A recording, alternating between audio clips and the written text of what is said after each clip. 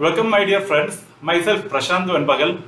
Here I am with a video that will help you to score maximum mark in the competitive exams like UGC NET, KB teachers exams, higher secondary school teachers exam, CUET, SET exam, CET, that type of exams you can appear with confidence if you are watching the entire video.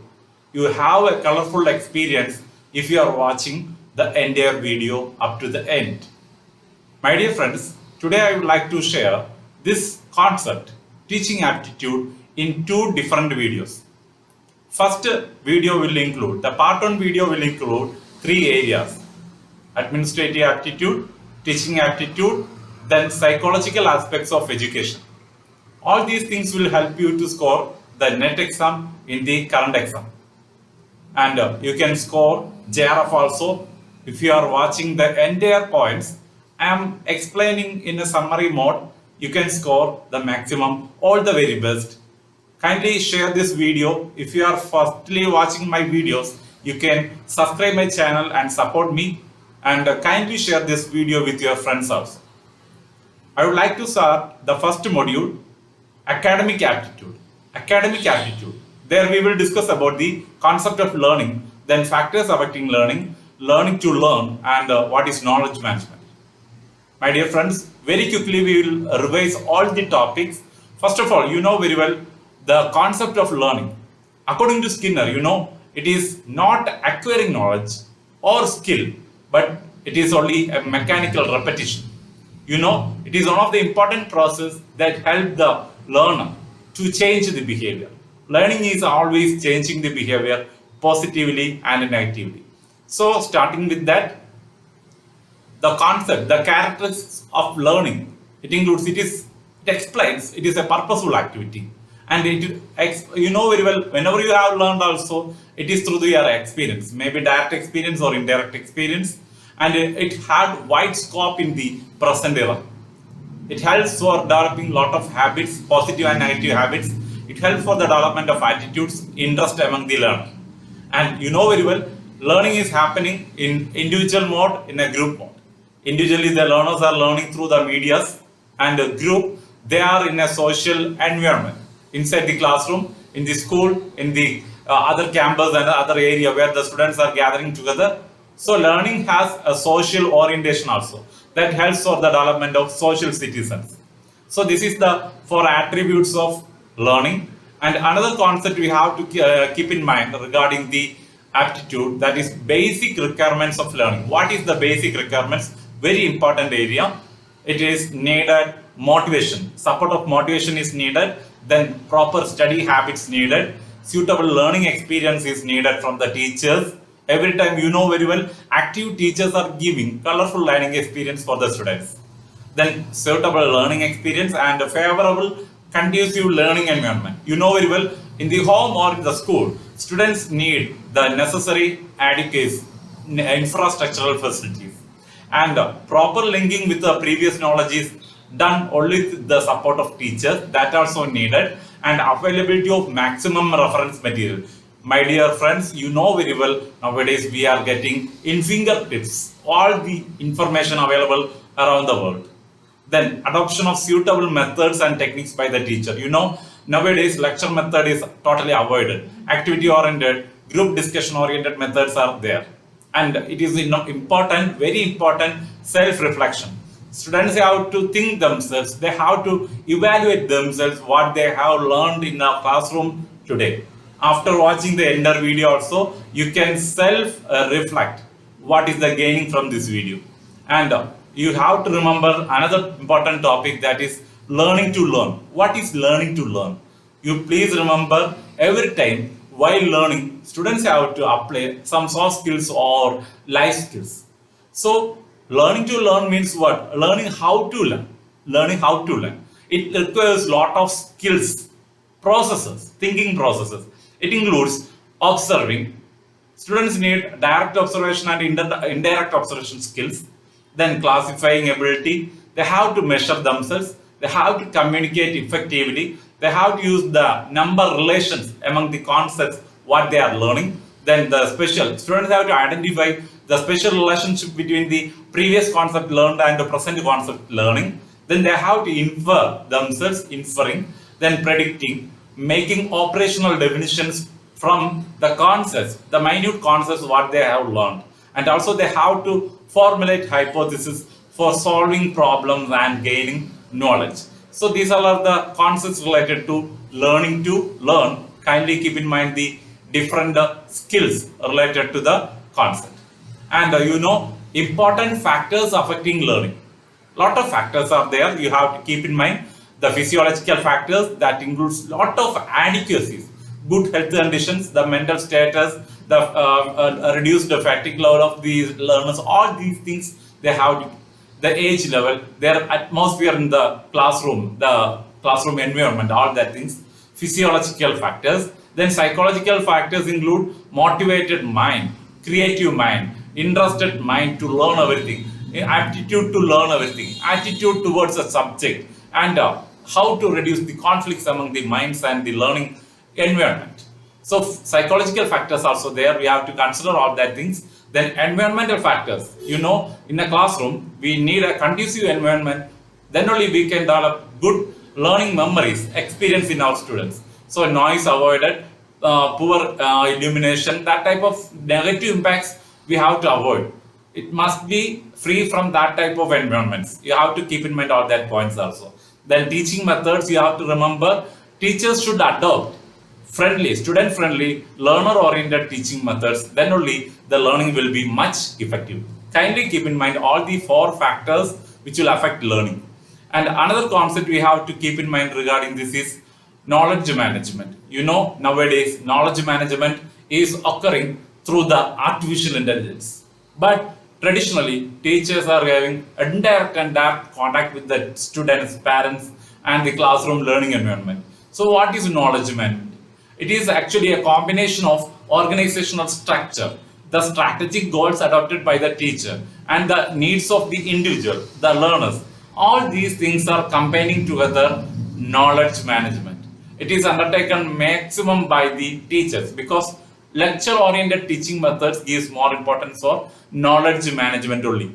They are not considering the needs and wants of the students. So that is the concept knowledge management. So kindly keep in mind that area. Moving to the second area, administrative aptitude. Here we will think about, recollect the knowledge related to what are the qualities of a teacher, the professionalism of a teacher, planning and administration undertaken by the teacher, educational management, and how we can bring effective management in the schools. So moving to that, kindly do not skip the video. Watch up to the end. You will get summary notes also from this video. Then you can score the maximum. You know very well the best qualities needed for a teacher. First of all, it is physical qualities. It includes good personal appearance, good physical health, clear, pleasant voice, and moral qualities, friendliness with the students, sympathetic, then understanding the mind of the learners, honesty, sincerity, impartiality. Never consider any factors, gender, financial status, whatever may be the color. Don't consider like that. Then only you will become a quality good teacher. Then the psychological qualities, tactfulness. There will be a lot of problems in the classroom. That how we are able to tackle it. Then intelligence, highly intelligence. Then patience level of the teacher. Nowadays, students are arguing much than the teachers. They are giving less importance for the words of teachers. That we have to control through our patience. Self-control is needed. Sound mental health. Do not change our attitude with the interaction between students or with the attitude between the colleagues. Then executive qualities, there we need initiative and resourcefulness. Resourcefulness, we have to bring maximum resources in our mind, technical skills, and how we can take initiative for conducting programs. Then organizing and directive capacity. You know very well all these things are needed for a qualitative character of a teacher, good teacher. You can be also a good teacher if you are following all these things.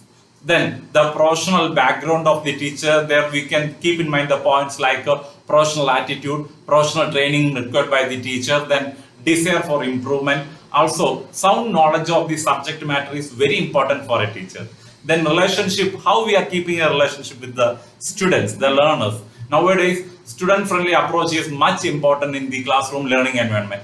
And also how the teachers are keeping a relation with the colleagues and relationship with the community. All these things are showing the qualities of a good teacher. Kindly keep in mind and never forget all these things when you are attending the exams.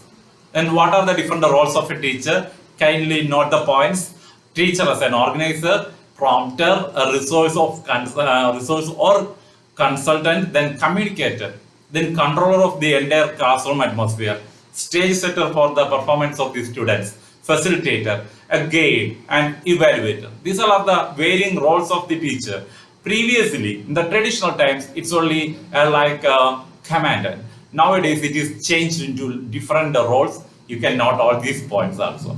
And moving to the next topic, you please remember, don't forget to watch the entire video. So professionalism, you know very well, for a person to be a professional, need specialized skill and knowledge. So the professional qualities of a teacher shows deep knowledge in the subject matter, then expertise in teaching, how we are tackling the classroom atmosphere, then possessing a sound professional ethics, and also dedication in the profession, dedication into the profession. Dedication into the profession. Every time we have to be dedicated. Then use of technology and innovation in teaching. These are the concepts, the basic qualities needed for a teacher to be professional, and how we can improve our professional ethics, professional qualities. Pre-service trainings are there through the courses like DED, previously it is known as TTC, DLED, then B.Ed, M.Ed, Ph.D, that type of courses we can finish for development of our professional qualities. And in-service training is there, given by various organizations like UGC, SCRT, DIET, SSS, Sarasha Shafen, like that. And you can attend the programs like seminars, nowadays webinars, then workshops, orientation courses by different authorities, refresher courses by the different organizers, then summer institutions you can attend, cluster meetings also you can help you to score the maximum professional development. And please remember, all these ways you can develop yourself through the online platforms like MOOCs also. Then educational management, according to Terry Page, look at the definition. Educational management is the theory and practice of organization and administration of existing educational establishment and system.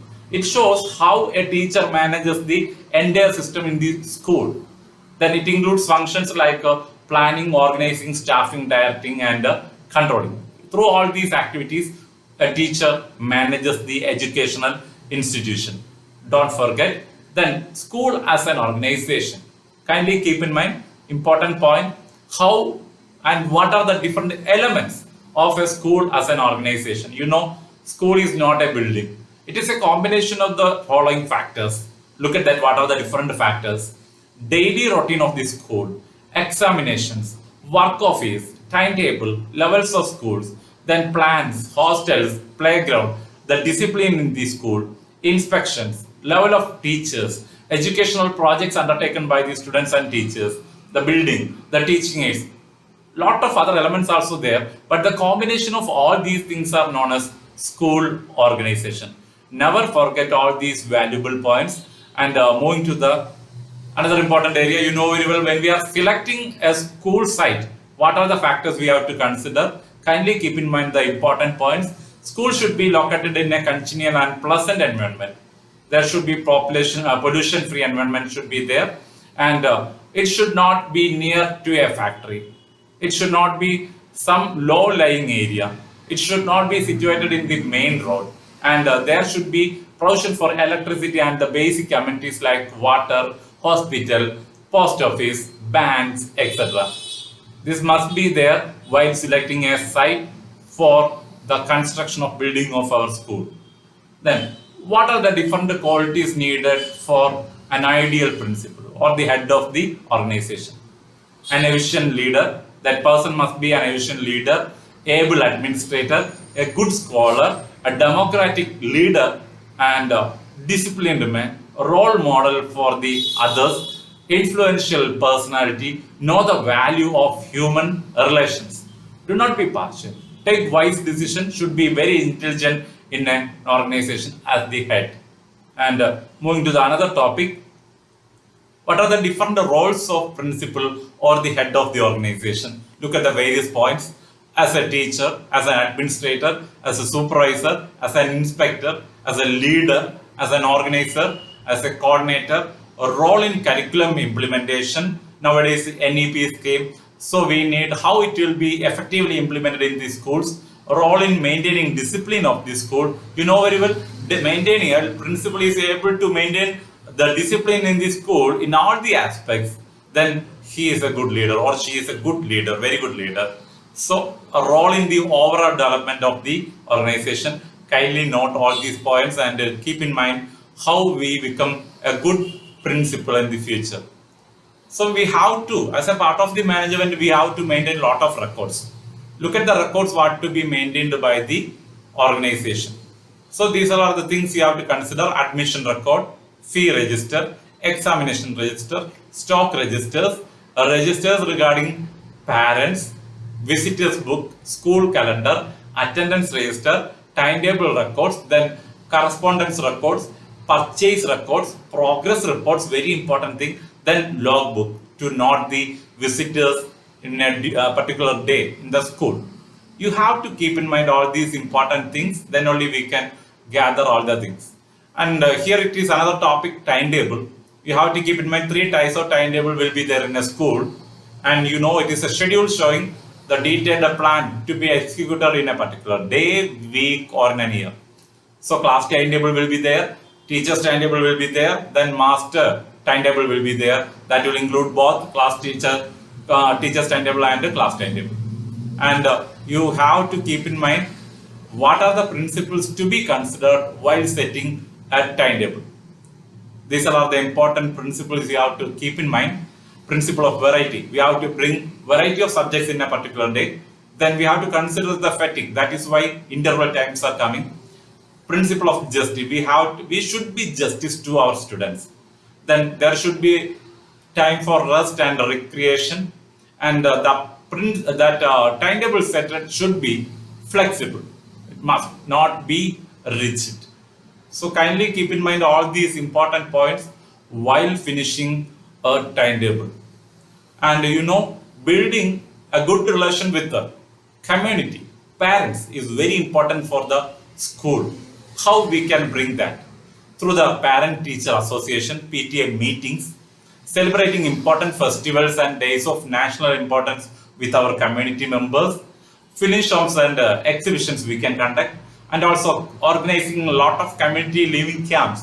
Nowadays, NSS, NCC, all that, Scout and Guides, all that agencies are bringing colorful camps for the students, and conducting a lot of social service activities, charitable activities, then community participation in the important decisions related to our school. It's building, construction, development, everything.